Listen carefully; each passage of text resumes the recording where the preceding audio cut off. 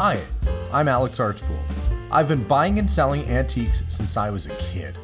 Over the years, generations of our family have gotten involved in the business, and I'll search just about anywhere I can to find hidden treasures both big and small. I never know what I'll turn up next. It's about exploring new places, seeing new sights, and having fun. And even though sometimes I get over my head, we try and make things a little better along the way. This is Curiosity Inc. Hi guys, and welcome to today's episode. As you probably know from watching my channel, that aside from collecting and driving classic cars in the summertime, I also like to collect and fix up antique toys. Now, I've done some restoration videos of old Hot Wheels and Corgi toys and so forth, but I got a call, I guess I should say an email the other day that there was a person out of town and they had a box of old toys, albeit not in great shape, but I figured I'd take the drive and go pick them up, and I did, and today we're gonna do a little restoration, but first let me show you what I found and kind of what my hopes are for what we're gonna do. Let's turn this around and I'll show you. Now, normally I do kind of an unboxing video here, but I already went through most of this stuff. So there's a Canadian Boy Scouts cantina. There's an American Flyer train set. There's some Matchbox mixed in here too and stuff. But when you get a assortment of old toys, especially ones that have been sitting in a basement for a long time, sometimes the condition can really vary on these things. And I was told that the toys were rough, and they kind of weren't kidding. Now, this kind of stood out. This is a early 1950s Marks DC-4 aircraft. Funny story, I actually had a friend offer me a real DC-4 airplane for free, but I'd have to ship it from like way up north, and I don't know what I'd do with a full-size airplane, but there's a possibility I could have owned one of these things. Still could if I was insane enough. But this airplane is big enough. It has almost a 3-foot wingspan on it. It's a big toy, and that would have been pretty impressive to have under the tree. It's pressed steel, still has the decals on it, although not in great shape. Did find online you can get the missing propellers and parts for it, so I might eventually fix that up, but that's not what I'm gonna work on today. What I was excited about were these little mechanical toys, these little wind-up toys or friction toys. And again, not in the greatest condition. These would be made by Arnold. You can see that's an Arnold Candidate made in US zone Germany. So that would be right after World War II when US was occupying Western Germany. And this is another little one here. This might be a Distler, like a Packard or something. But the one we're actually going to try and fix up today is this, which I think is a Distler German. They made really cool Porsche 356 model as well, which are very collectible. These, when you wind them up, they have working steering, or they should have. This one is a little jammed up. It would have a little shifter, so you can shift into first, second, third, and reverse, and even an emergency brake. And although the condition's kind of terrible on this car, it's all there, you know. The windscreen's been stepped on, but it's there. It has a spare tire on the back. So we're going to attempt to fix this model up today and see if something can be done with it. Now, before I start dismantling it, which I'll have to do by pulling these little tabs on the bottom up to get the body apart, before I dismantle this car, I am going to go to the shop and see if I can find a very 1950s appropriate looking sort of tealy green or baby blue kind of color. This is more of a green, like a seafoam green. So we're gonna hop in the car and go to the store and grab some paint, and then I'll come back and start the disassembly. So off we go to the shop. For the paint, I've come to Canadian Tire, which is a confusing menagerie of items. They have kind of like Walmart, I guess. They have household goods and kitchen supplies. So they've got random racks of clothing, auto supplies, fishing and hunting gear, paint and tools. It's a weird store, but I really like it because it has a lot of the stuff that I usually need. So we're gonna go down to the paint aisle and see what we can find. Well, I've got quite the variety of different sorts of things here, and I think I see a color that looks like it might be actually just about perfect. A little baby blue, a bit of green. I'll see if there's anything better than that, but that's pretty good right away. Okay, well, before I begin, I have to start dismantling this car. And to do that, on the underside, you're going to see on a lot of these early tin cars, these little tabs right there. And you got to be very careful to lift them very gently. I'm going to get out a little knife or screwdriver here and decided which I'm going to use. We'll try that. And you just kind of get underneath the tab and you very gently want to move it back, not back and forth too much because it could actually just snap off, but you want to lift it. See how it's lifted now? Once it's lifted and you go all the way around and do this, you should be able to separate the chassis from the body. So that's what we're going to do. We're going to go all the way around and gently lift each and every one of these tin tabs that are designed very carefully to hold the body in place. Now the undercarriage here is chrome, as you can see, and so I'm not going to paint that. I am going to see if I can polish it though to bring that back a little bit, but if I paint it, it would lose a bit of its charm, I think. I will see what I can do with the bright work on the side of the vehicle. I think I have a solution for that once the time comes for that.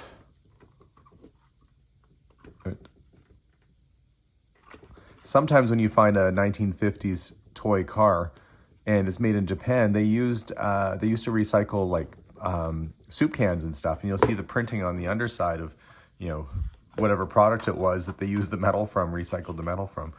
So we're gonna gently work this and see if those are the only tabs I had to do to get this loose. I might have to do the seat, the tabs that hold the seat in, but I'm not 100% sure yet. But you just basically work your way around ever so gently, and we're gonna see if we can loosen up those tabs like so.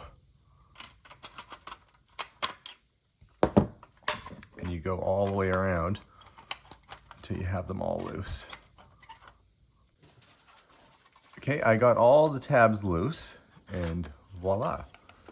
There is the somewhat rusty and somewhat damaged mechanical mechanism for this vehicle.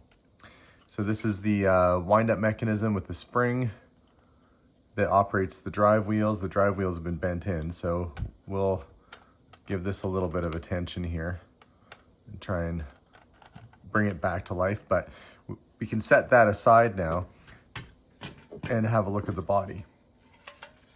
So you can see all this little trim here is going to have to come off. All this bright work, seats, the spare tire, all going to have to get removed so that we can properly prep this body. So I'm going to go around now, and all these tiny little tabs that are in here that hold the trim and so forth on, we're going to get that separated. And I'm going to find myself like a little Ziploc bag or something to keep them in, just so they don't get lost along the way. Okay, very carefully have removed all the little bits of chrome trim.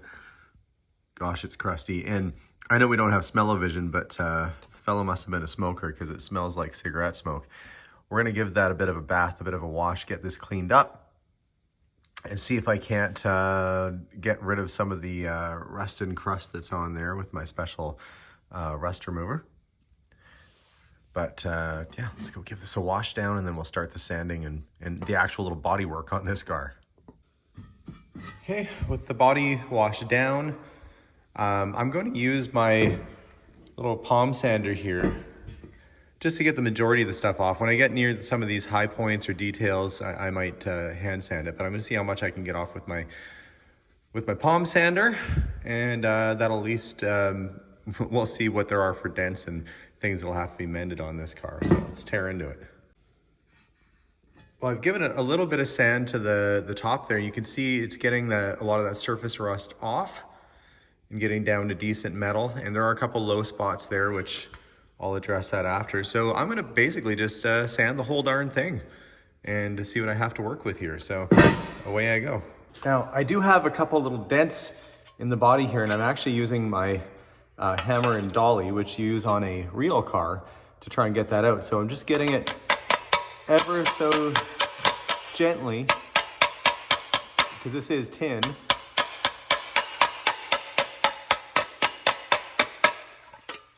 Getting that tap back out again so we get the dent out. And I think I just about have it. So I'm going to kind of give it a once over, have a look at it, make sure it's nice and smooth, but I've got almost all the paint off. Just have to get in here to get the little grooves out, and it should just about be ready for paint. And once that's set up, we'll work on the bright work. Okay, after much sanding, I have the body ready to paint. I'm gonna go downstairs and get this painted up. I'm also going to paint the convertible top boot, the cover, which is just sort of like a medium sort of gray color. Should be easy to match. I'll give it a little bit of a sand first.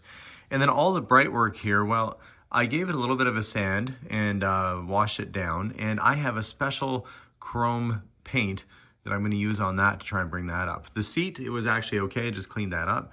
The window frame, well, I'm gonna very gently work my way around and try and bend this back into shape, and hopefully I can still use it, but yeah, it's pretty rough looking right now. We'll see what we can do with it though. Well, I kind of roughed that windshield in. I've got a little bit of work to do on the left-hand side to flatten that out a bit, but it's windshield shaped anyway. It's better than what it was, so I'm going to keep working it and see if I can get it perfected somewhat, and then we'll get to paint. All right, my favorite part. It's time now to give this a little paint. I've sanded it so it was smooth, and I found a gray that I think is a pretty good match. It's just, what is it called? Dark machine gray, but it looks just about exactly what they had. Just spray a little off there just to get it started. Just a gentle coat, just to spruce it back up again.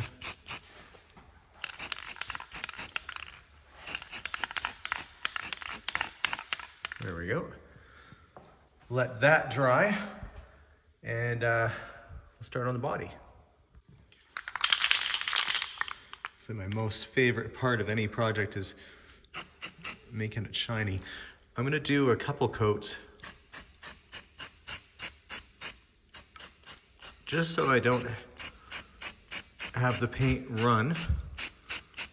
And you're probably wondering, why aren't I going all the way across? Well, I don't wanna, this is just the first coat, and I don't wanna have a whole bunch of paint floating around in the air.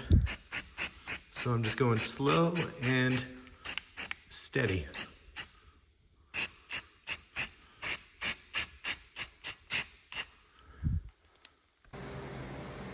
I've also given the bright work a shot of this. It's supposed to be metallic silver, but honestly it just comes out as a bright silver. I'm using that as a base coat. I actually have a chrome pen that will do a wonderful job of that trim work, but I wanted to have a nice base first. So everything's gonna dry, and then we can start reassembly soon. So all the silvery goodness is back to its silver and non-rusted form. What I'm gonna use now is a liquid chrome pen. I got this at a store called Disassembly. I think you can order them online. I don't know the exact company name. Molotow, the original chrome pen. Okay, made in Germany.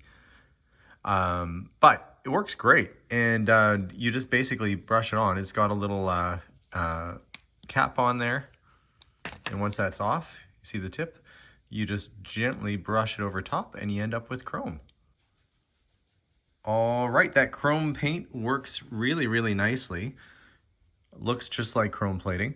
So we're gonna let that set up. In the meantime, I'm going through and making sure this thing actually works. So the steering wheel was a little bit jammed up. We got that working, and I haven't oiled it yet. You can still see it looks a little bit crusty, but mainly I just want to make sure this thing works. So steering wheel works. I had a wheel that was wobbly. I popped the hubcap off and reattached it, and was able to wind it. I have a key right there that I have off another old toy. But more importantly, when I push down on the emergency brake, or is it up? I think it's up. Wait. The motor's turning. So it's in neutral. If I move that over to second gear and then get it going, I think this thing will actually go. But I'm gonna play around with it because it actually does have a shifter. It needs to be oiled, but there's hope for that motor. So I'm gonna get to work on that and make sure this thing works properly before it all goes back together. Keep in mind this thing probably hasn't worked in 50 years, but it's almost there. If it wasn't for the fact I have a warped wheel on the back, I think I would have this thing just about functioning. So, see, there goes the wheel there. I think some grease, some oil in there should help the situation. It's gonna be more of a shelf piece anyway, but it is nice knowing that it somewhat functions. So I'm gonna get this all oiled up and hopefully working smoothly. And my chrome trim should be just about ready to go back on the body. Well, there it goes. We have a working motor, and on top of that, it shifts too. So it's reverse, we've got neutral and first. So it's actually functioning now. I have to try and mend this little wheel here if I can, but I think the shape of it's actually, well, it's misshapen now. So I do have it to a point where it is functioning reasonably okay now that it's all oiled up. So I think that'll give me a chance to start putting this thing back in one piece. Well, the trim I had is back on. I was able to make a windscreen out of some plastic off a chocolate box we had kicking around. So I cut that down and shaped it back in. And the best part is, it is working. Steering wheel works, everything's back together. So one thing I hadn't noticed when I started taking it apart is that the front bumper was missing, and I don't have that. However, all things said, not bad for an afternoon project where I have this cool little car. In fact, I'm gonna go put it in with my others because I have a nice little collection of mechanical cars, and this is just gonna fit in nicely with it now. There it is in its new home. Well, nice little addition that is. So thanks so much for watching today's episode as I got this old Clockwork car back in running and running condition, and it looks a heck of a lot better than it was. I may track down a bumper for it at some point, but for the time being, it looks right at home here on my shelf with my other little toys. So a fun project, and I guess if you've got old toys at home that are that far gone as that one was, don't be afraid to tear into them because it's not that scary of a job, and there's some satisfaction in bringing something back to life. So guys, thanks again for watching. We'll see you all soon. Don't forget to hit that subscribe button if you haven't already, and bye for now. Bye guys.